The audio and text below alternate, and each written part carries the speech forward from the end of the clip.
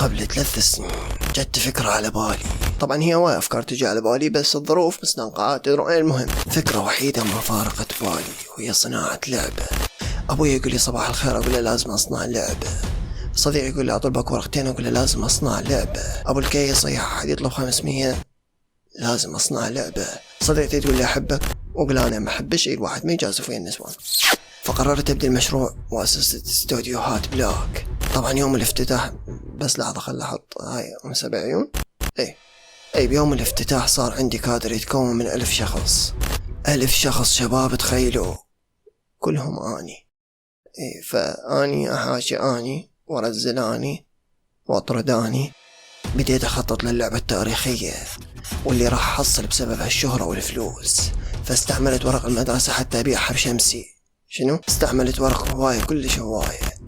وسهرت أخطط ساعات، والما يعرف شنو يعني أخطط، يعني أجر خطوط.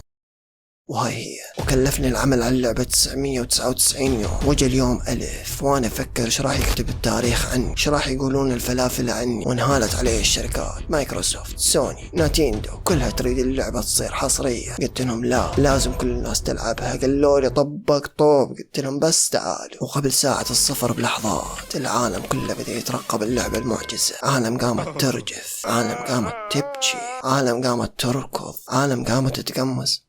هذا محصور بوله يمكن. عالم نامت تفو، انت خسراني. وجت ساعة الصفر وانحبست الأنفاس، وخابرني عباس بلاك طوبتنا وقعت على بيتكم. الله ياخذك عباس. وانحبست الأنفاس، وهم خابرني عباس بلاك بيتنا وقع من ورا طوبتكم. والله ياخذك عباس. وانحبست الأنفاس، وخابرني ارتاح هدس.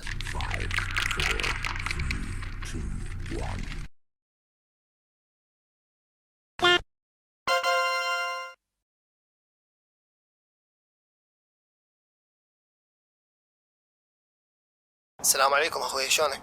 بس حبينا ناخذ رأيك باللعبة.